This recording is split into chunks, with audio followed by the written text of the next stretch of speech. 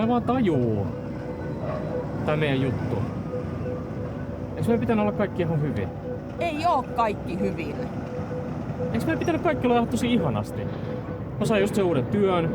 Me oltais voitu hommaa koira, jonka jälkeen lapsia. Eiks me siis haluta ihan samoja juttuja?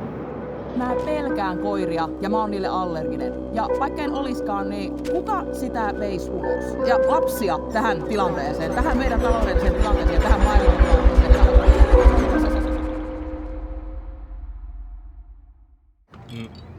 Niin, koska ongelma on se, että me ei saataisi oikeastaan puhua tappamisesta, koska meidän pitäisi hoitaa tää homma niin kuin siististi ja ammattimaisesti, niin sit mä sanoin mun pomolle itse asiassa, että mitä jos me... Ei, Ville. Meidän pitäisi vähän jutella. Onks jotain sattunut? Anteeksi, että tää tulee näin puskista, mutta musta ei tunnu enää, että tää toimii. Siis tää juttu, meidän juttu. No niin, tai Siis mä luulen, että meillä on kaikki ihan hyvin. Näetkö sä ite, että tällä oikeesti on niinku tulevaisuutta? Hei, tää tulee nyt vähän liian äkkiä. Tarjoilija. Joo, mitäs?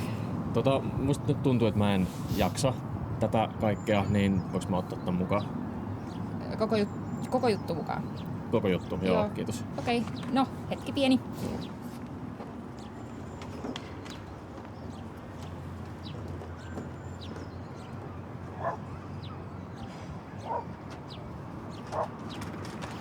Ja näin, olkaa hyvä. Jes, kiitos. Kiitos.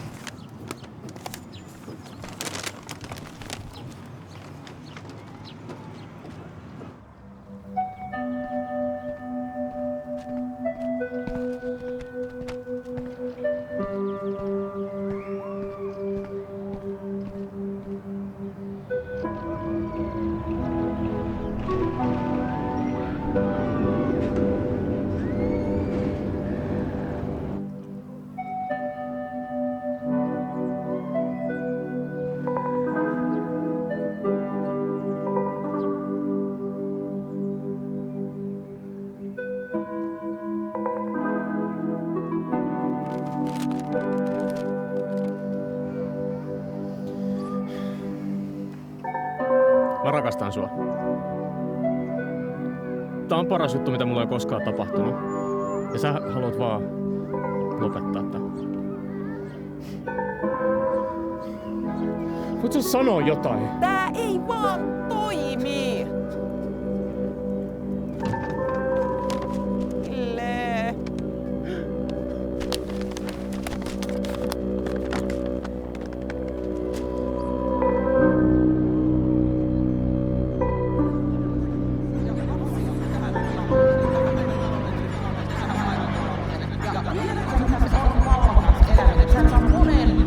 Kunnollisia yöunia. Ja millä me se ruokitaan? Riittääkö sun palkka perheen elättämiseen?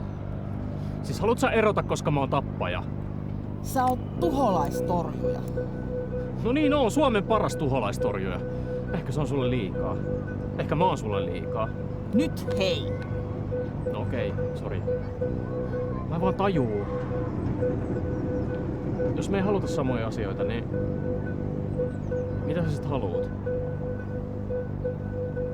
Mä en voi ratkaista tätä yksin.